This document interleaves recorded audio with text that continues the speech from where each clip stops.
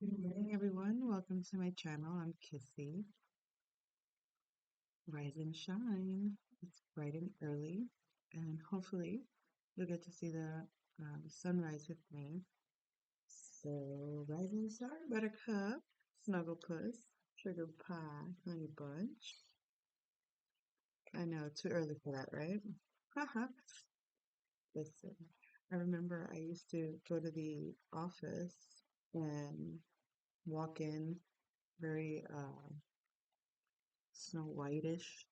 La la la la la la. Good morning. Hello.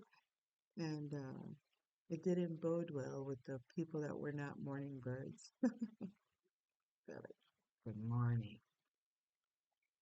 Turn off all that high voltage, highlight bright, highlight bright. I meant to say bright light. Highlight, highlight, bright. Oh, maybe it's like a highlight, highlighters. So a beautiful song came through today, and it's called Always, and it's by a group called Atlantic Star. I think that's relevant. If I, like, I don't know, Atlantic Star. It makes me think of Atlantis. So like Atlantis, Starseed, to that effect, right? But here's what's interesting. Yeah, the song is called Always. And the album is All in the Name of Love. So this is obviously like from the 80s. And as you know, I'm like totally not an 80s baby. So I grew up on a lot of these songs. And so they're forever on my subconscious playlist. So we have, okay, let me see. I want to just read out the lyrics. Did I do that part twice?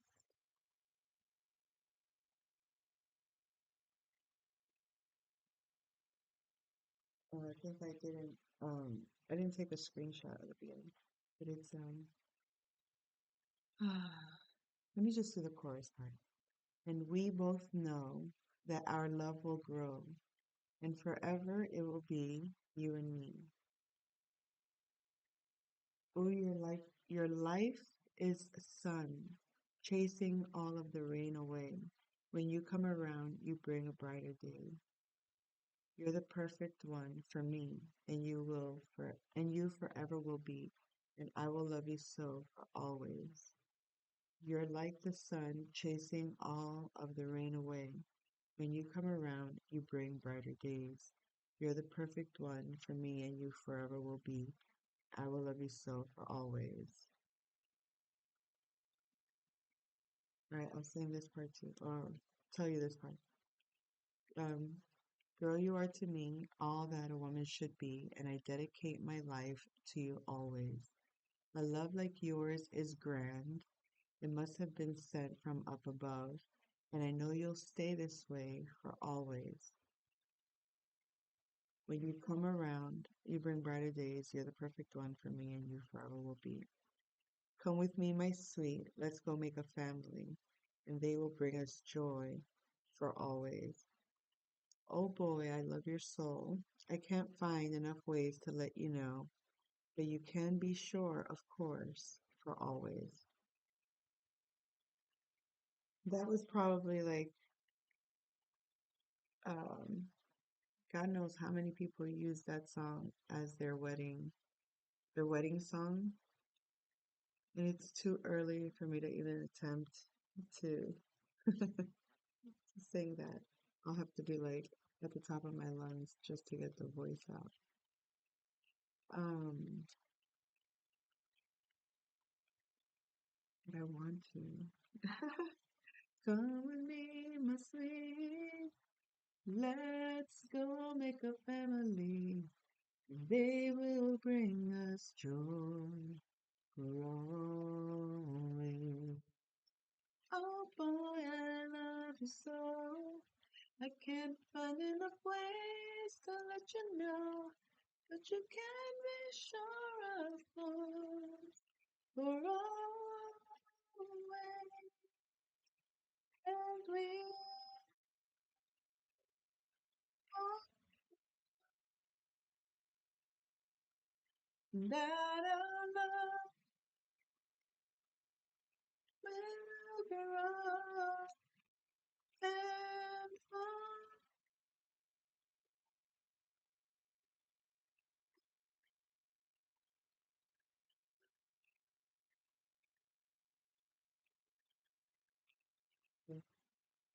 I am satisfied.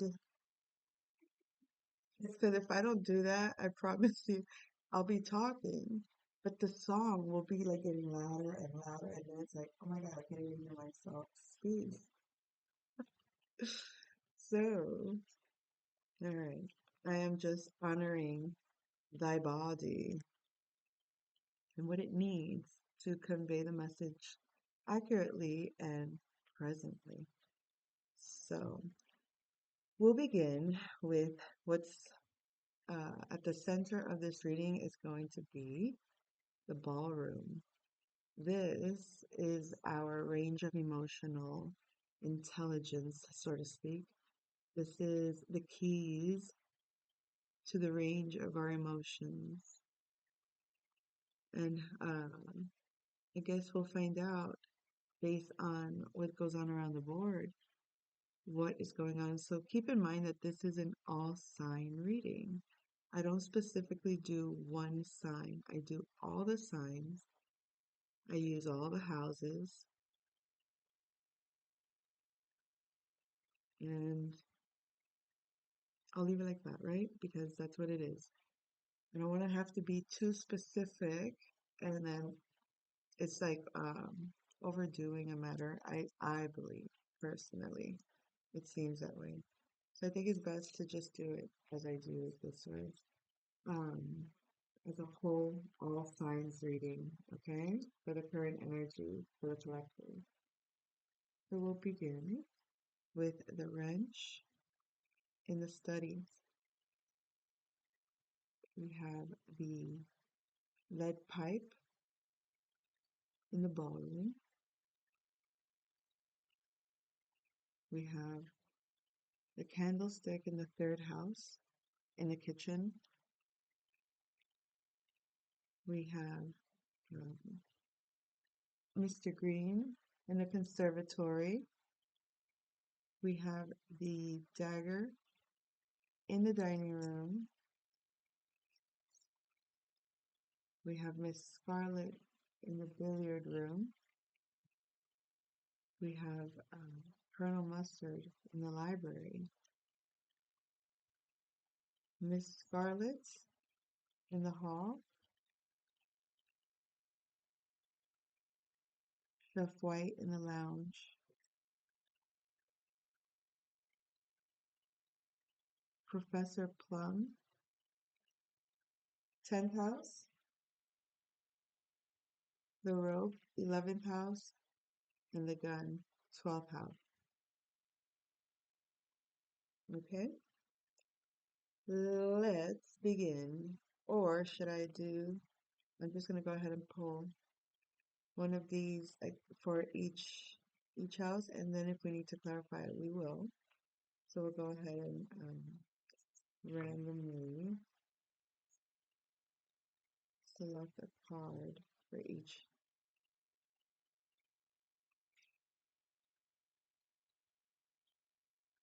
And see what themes pop through for each one, okay? Feel free to skip ahead to the reading if this process takes too long. And I mean, I personally don't think I've never been diagnosed with ADHD, or I've never been diagnosed with anything with in terms of my attention, but I don't know why it would seem that it should be, because my patience level, and it's not so much about the patience, it's just my wanting to use up as the least amount of time necessary and just It's like when reading a book, you don't want all the fluff of the book. You just want to get to the milk and honey of the message. 10, 11, 12. Okay. Okay. So for those of you that are like me, forgive me for being very, um, I don't know, and maybe I'm justifying too much here, and that says a lot, doesn't it? But it feels like when it comes to how I express this spirit, when I am channeling the messages, for me personally, it's what I mean by that is I take into consideration you that are watching the same way that if I was watching, right? And as myself watching, I would be probably fast forwarding all the things that are quiet times, quiet moments. So only because I like to just get to the point of the message. But my style of handling the message is very intentional and it's very quiet in some ways. And so it is the way it is.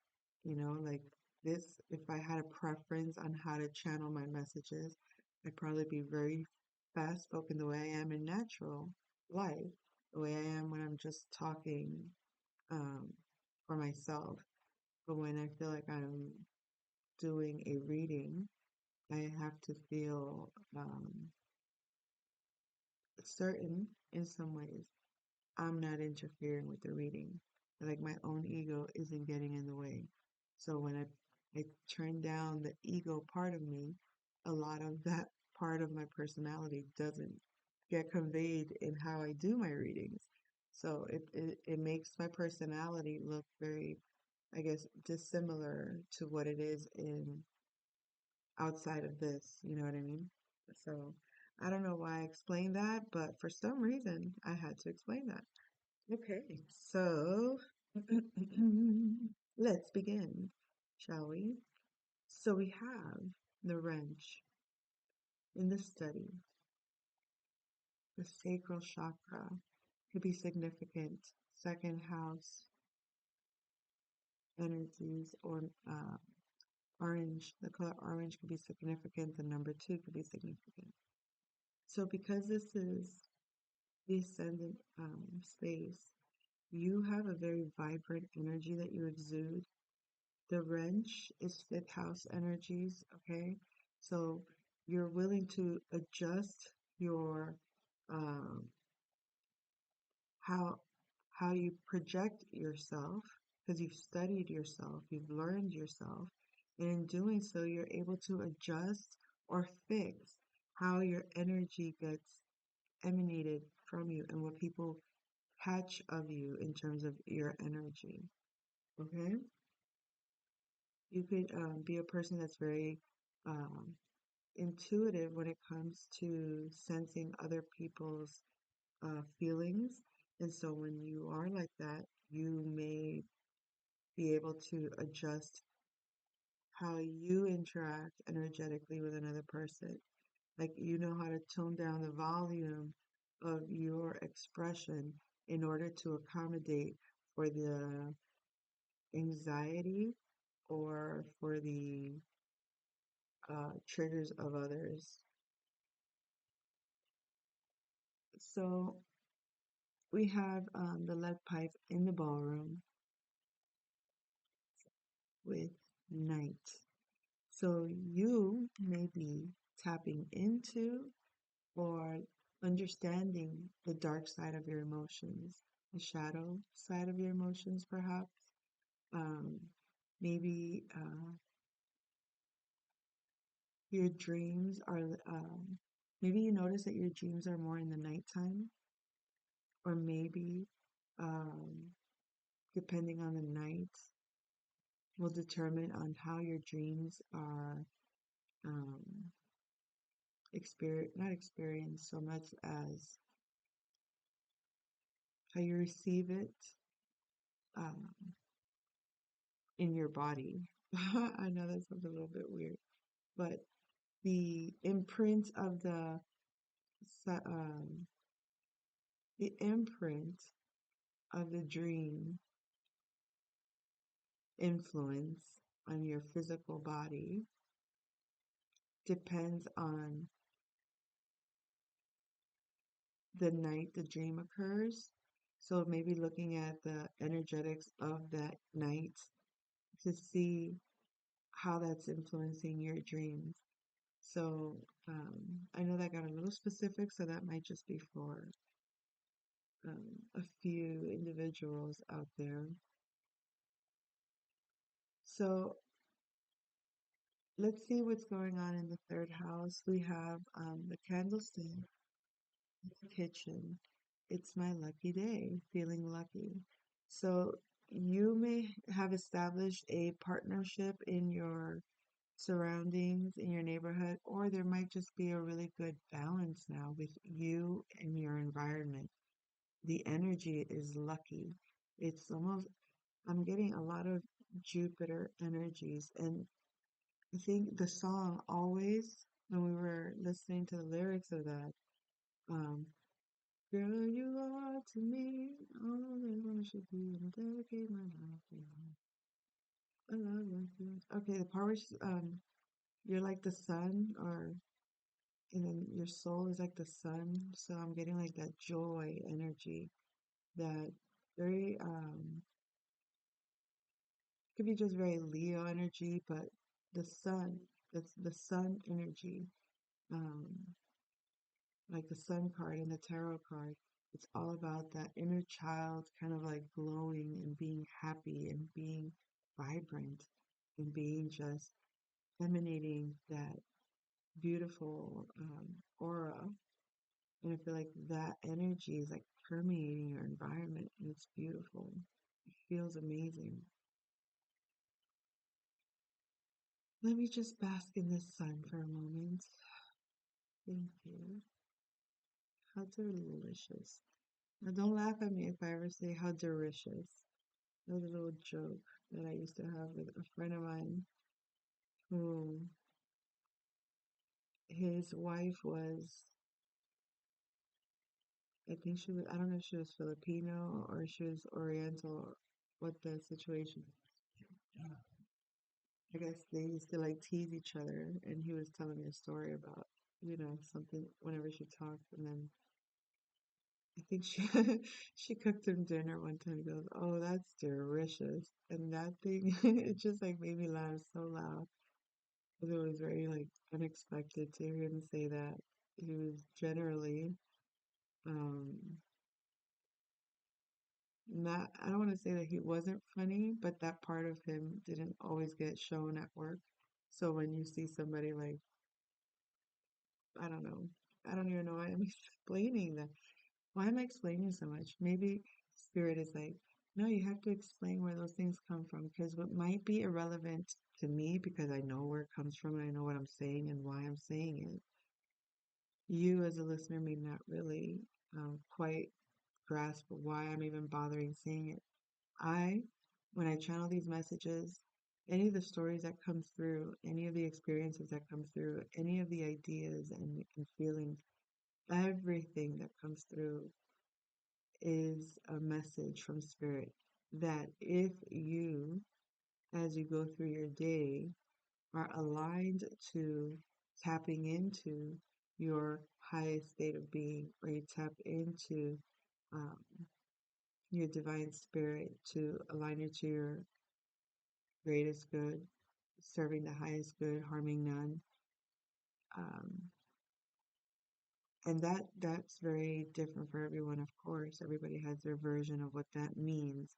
But if you catch the drift, it's like, what is the state of being where I'm most aligned with my highest self and truest, most good uh, path being revealed to me? And so, if that is what you're doing, then everything is a message. Everything can be used for your highest good. Everything can be information for for your spiritual journey to be more lit up in terms of um, so you know where to like point the light towards, or at least um, be aware of what's in the surrounding, what's being shown to you in more ways than just what you see, or in more ways than just how you feel, or just what you want. Most people are just notice what they want, or they just notice what they see. And so it doesn't matter what's being said, as long as what they see matches what they want. Anyway, I don't even know why. I keep saying I don't even know why because, again, I don't want to say that it's like a split between the ego and the spirit. It isn't. It's just maybe myself integrating more of my own personal sense of, myself into the readings. It's like I don't have to take myself out of channeling my messages as if my ego is somehow tarnishing the spiritual message. And quite the contrary, it isn't. And maybe that's my own epiphany awareness right here and now. That it's like, wait, no, it's not. It's not part. It. It's what gives it the flavor of your spiritual message. You see. So as much as I want to give the message as clear, as pure as spirit is, spirit itself is saying, no, I want you to add now your flavor into that clear water. Oh, clear water. Didn't we talk about clear water yesterday when we were saying sweet, right? Maybe just add the sweetness of your, or maybe, I don't know, maybe just add the sweetness, keep the not so sweet out of the picture. I'll find out as we go along. Anywho, so that could be important for some. But yeah, so feeling in harmony with your environment, okay? And let's go here to the fourth house where Mr. Green is. So Mr. Green could be a Taurus or a Scorpio. They might live in the Northwest, or they might travel Northwest, or there could be something significant with the direction Northwest when it comes to feng shui in the house. Look into that because we are in the house here in the home. Um, the Northwest area may be um, relevant at this time. I'm wondering if I should just start clarifying or go around the board first and then clarify. I want to make the messages a little more, um, you know what I mean? Not so like it's like if I'm just telling you, oh, this little piece here means this and this little piece. Like I'm giving you all the puzzle pieces, and I'm even telling you what the whole puzzle piece is. But I'm wondering if there's a better, easier way to put it all together. That's all, folks. Okay. So we have Aries or Libra in the billiard room. This is sixth house energies. We skipped the fifth. We'll go back to it. But in the sixth house, we have Aries, Libra energy, feeling perhaps balance with yourself and how you interact with others. Okay. Um, and when it comes to home matters with the Northwest thing, again, Taurus, Scorpio energy, you could be very like feeling fixed when it comes in the home, or maybe I don't know if fixed for you means stagnant or fixed for you means secure, but there's a level of security or a level of protection when it comes to the home. And again, something to do with the Northwest area. I don't know if that's geographical, going outside of your home, or maybe just within the home, that area of your home. You might want to either clean that area or enhance that area or um, adjust that area to benefit you, to either provide you with security in the home or protection in the home, if that's what you see. And I could look into what the northwest area is. Let me think real quick. So I have to imagine the feng shui chart. Northwest would be, oh, that's the wealth area of your home. So when you walk into your home, if you're not using the compass and you're just using the traditional 9 squares of a Bagua chart in Feng Shui, just the northwest direction would be the furthest part from the entrance of the door. You go to the back of the home, all the way to the left. And that area of your home is the northwest area. And if you just have a room, same concept. As you enter and look directly to the back of the room, go left, and that corner, that's the northwest area. That block out of like a 9 square box, that area in the home is your wealth area. You can put there a money tree.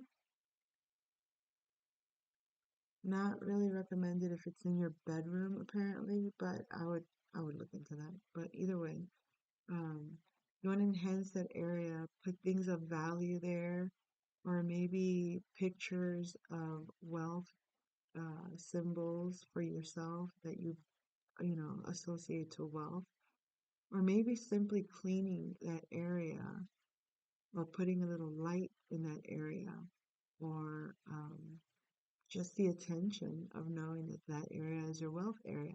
It might shed light on what's going on with your finances if they're not doing well, or if they're actually doing really well.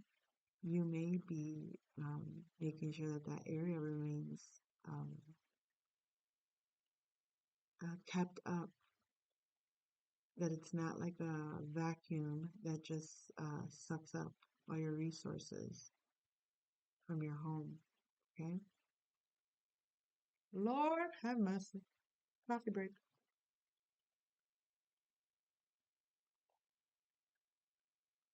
Okay. So let's go back to fifth house and then we'll do the sixth house. We have this dagger in the dining room. Bath rituals. Oh my goodness. Ooh. Oh, Lord. Okay. Excuse me. Someone wants to tell the truth about Professor Plum here. Or Professor Plum has some truth to tell. That's a Gemini Sagittarius energy, by the way, in the 10th house. Mm, Look, I know I feel like I'm skipping parts, but the dining room is the fifth house energies. This is all about love, passion, Leo energies. This could be have to do with sex, procreation, creation, creativity, projects, creative arts, even. So with bath rituals here, maybe maybe this could be something to communicate with your partner if you have one, or maybe there's something you already do with your partner where you might create sacred baths or something like that. I think that came up in a previous reading also. Um, Maybe the moon baths are good, like for purifying, maybe purifying the mind, because we do have the dagger, which represents third and ninth house energies, communications and travel, and the mind, Mercury, Jupiter as well, like expanding the mind, or bath rituals to expand the mind when you're in creative mode. Okay, it has something to do with that.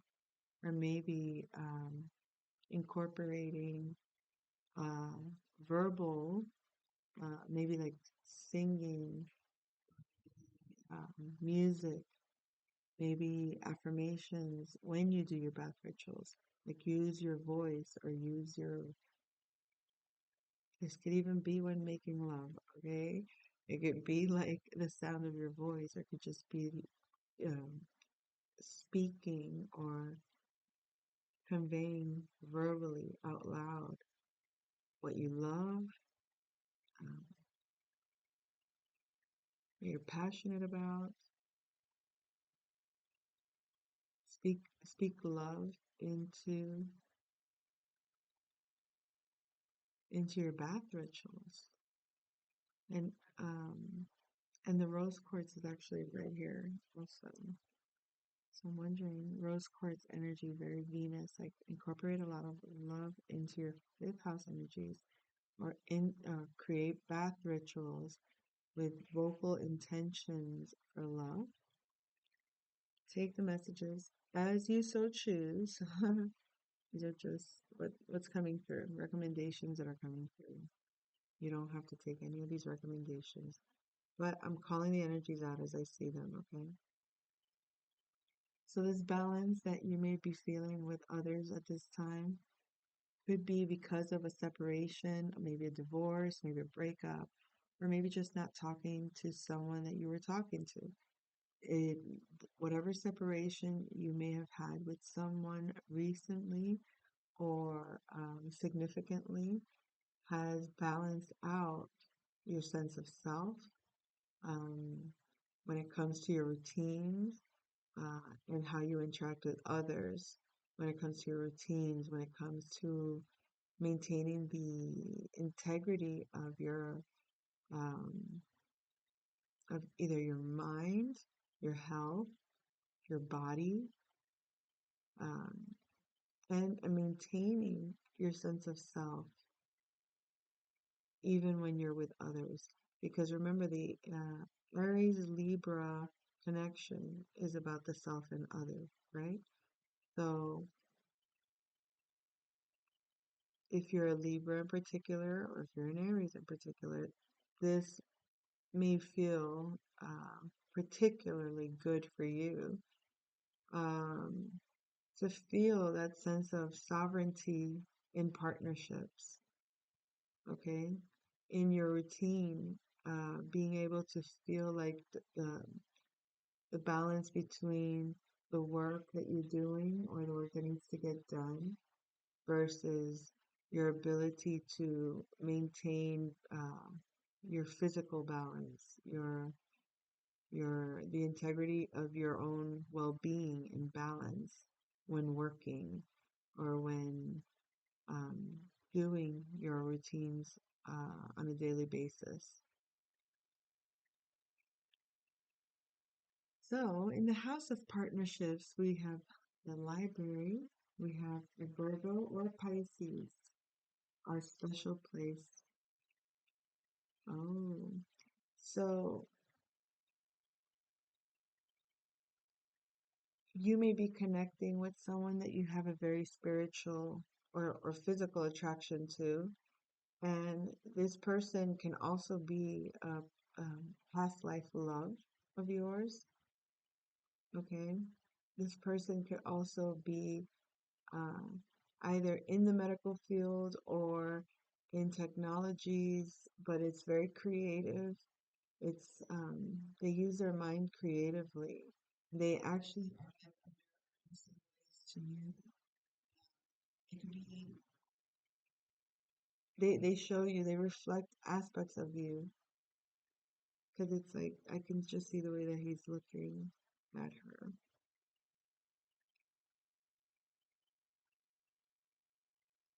And I think last time they were inverted or something, and it's like they go together like mustard and ketchup. Someone might say that about you and your person. You might go together like mustard and ketchup. Like, like very different, but you're both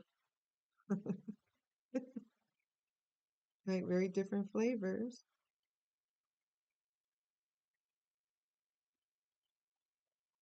But you're both but you're both a condiment. I don't know, like you're used in the same way. I don't know. Let's make those messages make sense. Okay, so this person could want you to um might invite you to a special place. Like you may have a special place. It could just be a place like a fond memory that you both share, and that could just be your thing. Like maybe whenever you're in separation, you're both kind of reminiscing on your special place. And your special place could be that this person holds a special place, or you hold a special place in their hearts. Did I say that right? You hold a special place in their heart. Yeah. Or they hold a special place in your heart. Reciprocity, folks, reciprocity. But yeah, there is reciprocity here. So remember, at the center of this reading has to do with deep emotional understanding or a deep range of emotional experience, rich with emotional depth um, or expression, okay? Creative expression, adjusting it in ourselves so that we can connect more deeply or more cohesively, either within our environment or within our body or with others in a way that benefits us, in a way that feels good to us, and in a way that is secured or a way that feels valuable, or maybe even in a way that's wealthy. So it's like it's an intentional, it's creating an intentional environment when it comes to partnerships, when it comes to your partnership, that is, you're speaking love into um, everything. You're speaking love into everything you love. You know how we can neglect the things that we love? Like, do you often get an opportunity to talk about the things or people or places that you love? Or are you spending most of your day talking about everything you don't like, everything you don't want or don't do or don't get, or you know what I mean? So that's part of this ritual, bath ritual. That's part of this separation and the balance that it brings. And the separation doesn't need to be negative either. You know, we have to take time away from things or places or people that we love so we don't take it for granted at some point, and we can come back to it with fresh eyes, fresh perspective, a fresh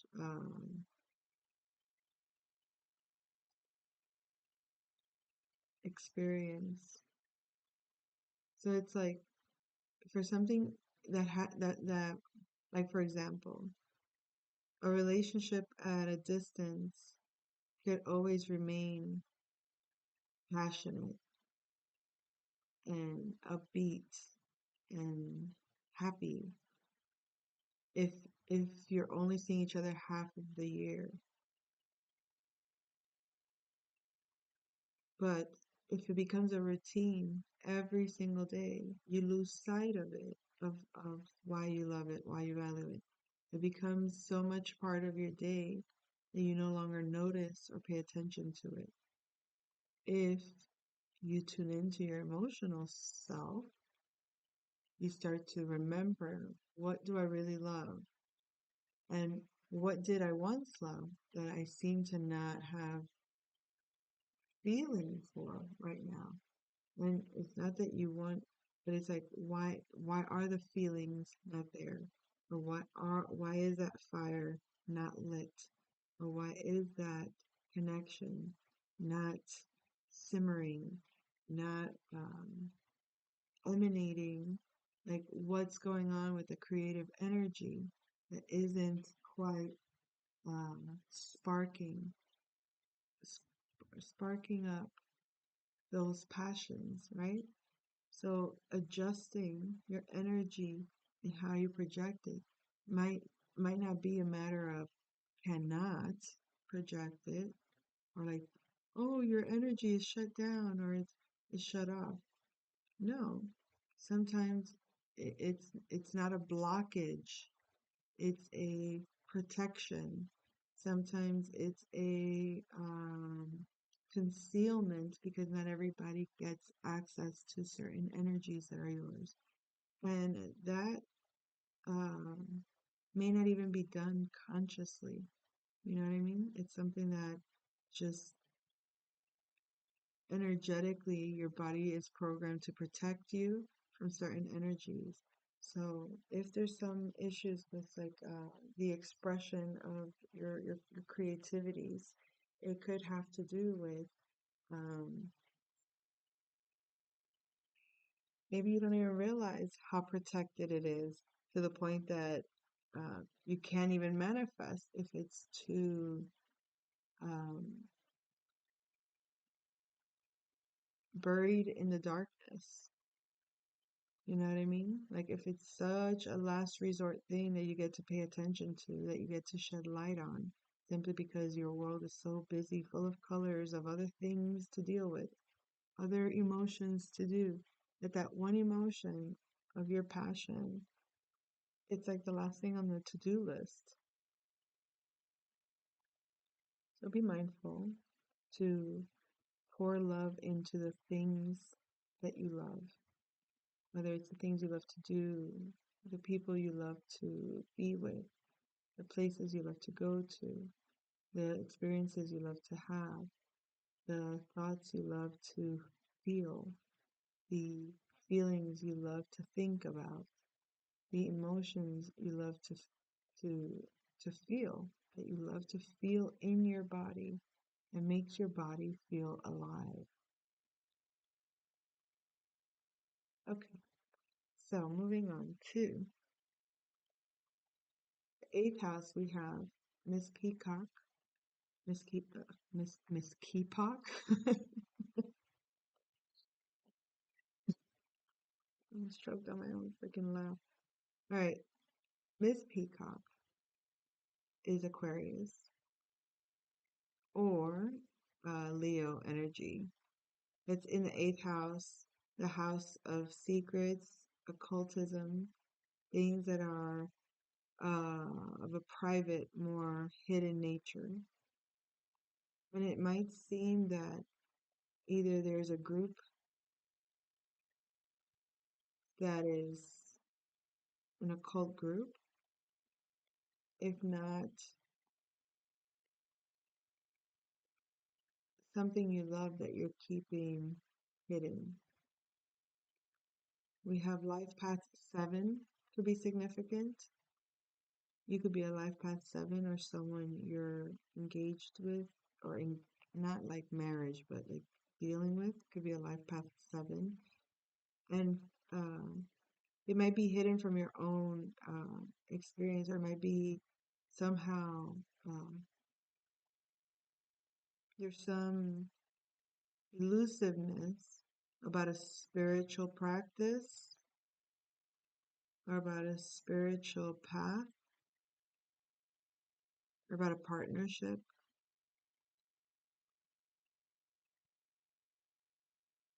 spiritual connection. We'll get clarity on some of these, okay?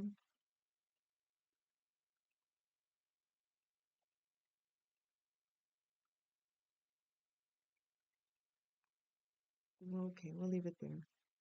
So, a Cancerian or Capricorn energy may have completed a cycle. Um, in the lounge, we have the number 9. This is also ninth house energies, so your religious beliefs or um, your vision, your philosophy. You may have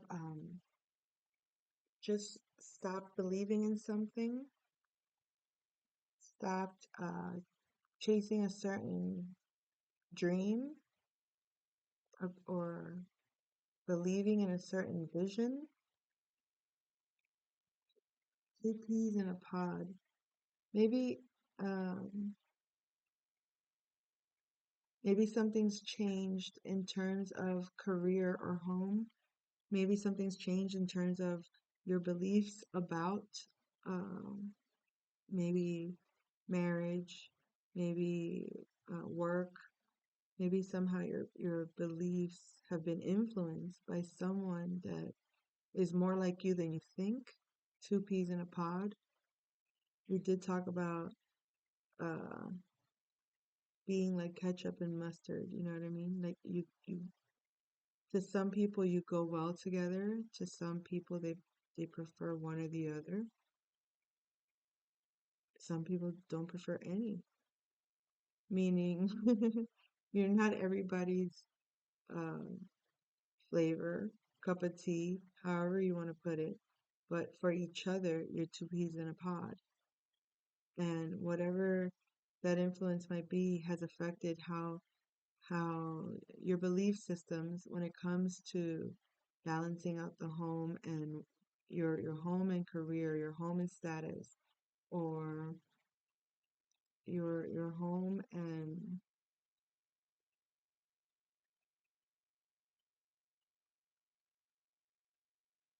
what you're known for in the world, what you want to be known for. I know I said status, that's what that means, but you want to be known for ultimately.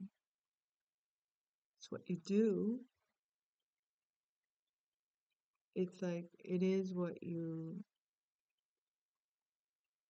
people, oh yeah, we know them, or we know her, or we know him. We know that they're into that, or that they do that, or that they're all about this. You know what I mean? And I feel like something changed.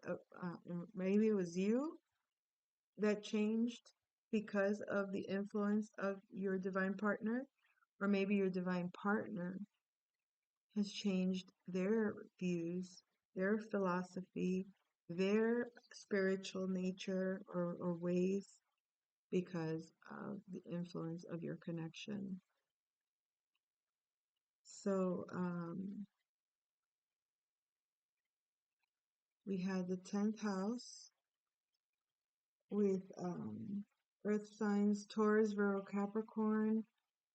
We have a Gemini or a Sagittarius person could be dealing with an earth sign, or you're dealing with earth matters such as security, such as your values, such as your health or work or things of material matters at this time, or of health matters.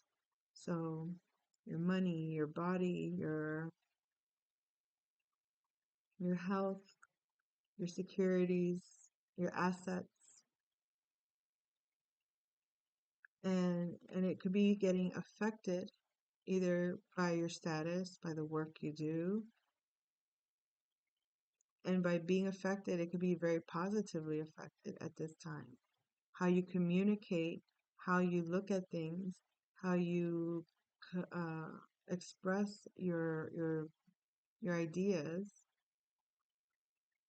might secure a lot of financial wealth at this time for you. Or you could be dealing with someone that's either Gemini or Sagittarius that's giving you like a work opportunity or some contract or some kind of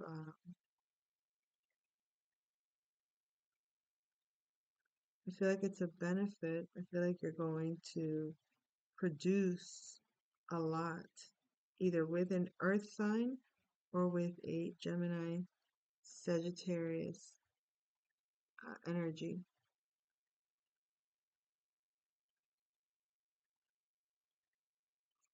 In the 11th house, we have I'm ready and the rope. So someone's committed to a group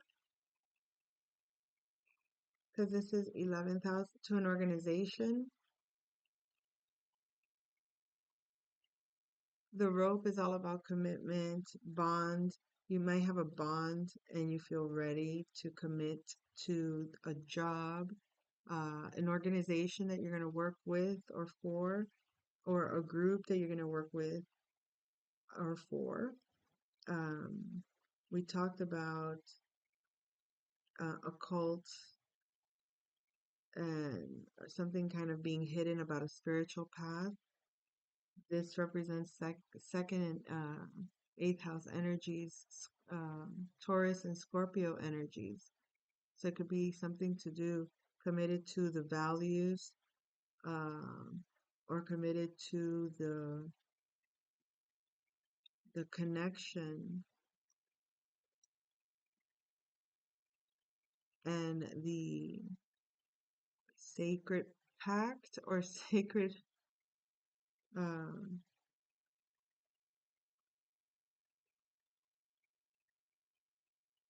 I heard also sacred oath, but committed nonetheless.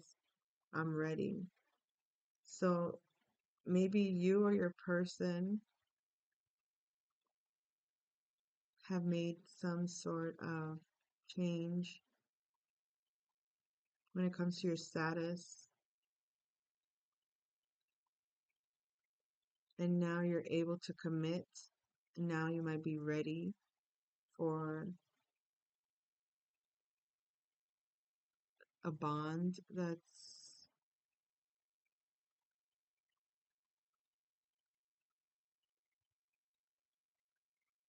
I feel like it's a bond that's unbreakable.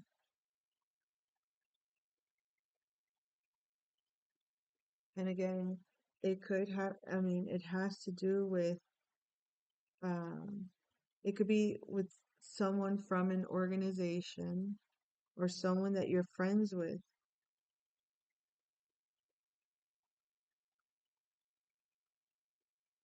or someone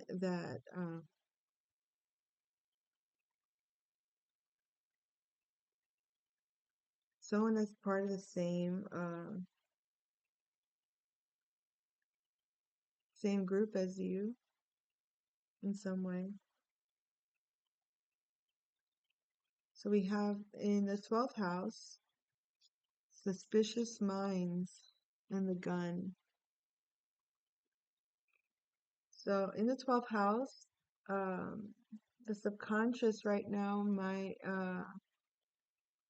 you gotta be careful not to be influenced by suspicion.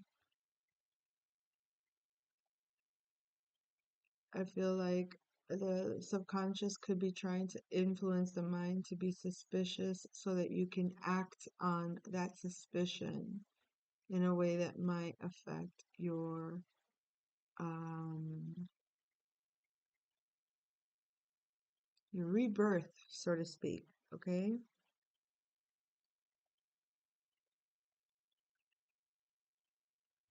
Something could be significant with is it, I forgot, what is it, the full moon? Full moon in Aries? It's coming soon. I don't remember, but I'm sure. I know it's Aries, but I don't know if it's, I don't remember if it's full moon, new moon. Uh, why did I just like blank out on that? It's early. You see, it's getting bright out. You guys, we saw the sunrise together, and I didn't notice it until now. Okay. So suspicious minds. We're caught in a trap. I can't walk out because I love you too much, baby. Why can't you see what you're doing to me when you can't believe a word I say? We with suspicious minds. Okay. And we can't feel our feelings. So you cannot you cannot commit or be ready for what's coming if you allow your subconscious mind to become suspicious and make you take actions that are out of your own control. And just look at how things are in society. Look at the symbology, and then to act without thinking, or to act on suspicion. It gives me the energy of that movie with Tom Cruise, uh, Minority Report.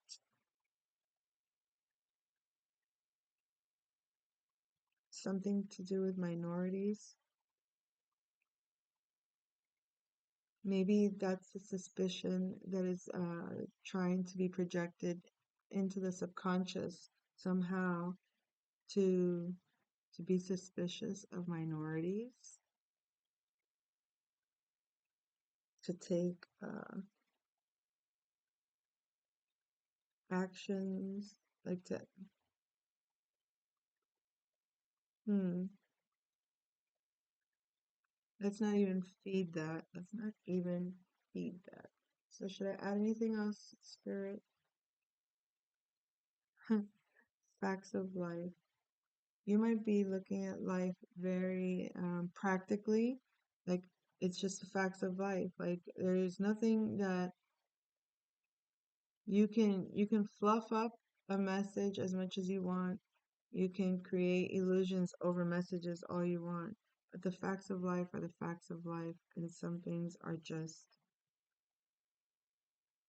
either it's there or it's not there. Either uh, this bond, either you're ready for it or you're not. Either you accept that you're two peas in a pod,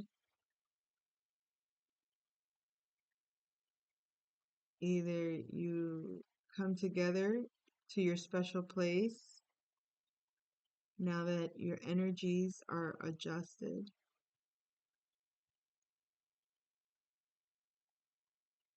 Focus on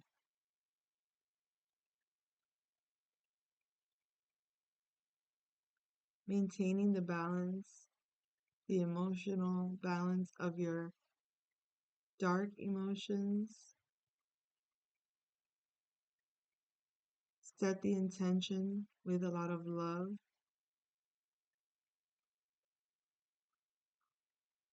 whenever you're doing creative things, okay? The things that you really love. Set the intention with love. And I know that sounds like, well, duh. But do you know how many people are doing things that they love to do, but their mind is in negative things, or their emotions are, they're feeling like they're not feeling good about something. So their body is apparently doing something they love, but their mind, their spirit, their emotional body are having a completely different experience.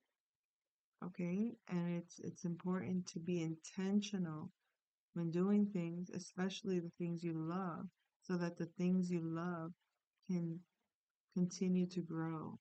So the things that you love can continue to remain protected. The things that you love can continue to nourish and provide you the overall experience of feeling good, or of feeling lucky, or of feeling abundant, or of feeling, um, I guess, felt, understood, uh, was mm,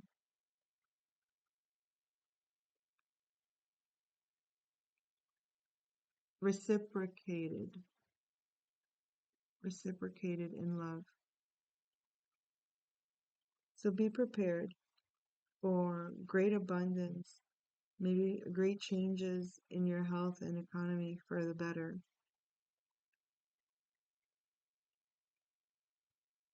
Be aware that you or someone are committed and ready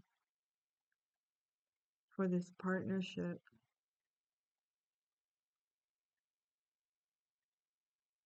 for this spiritual connection. Don't allow your suspicious mind to make you act.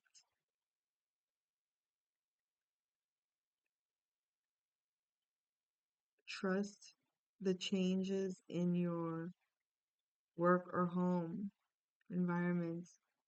Bring attention to your wealth space in the home.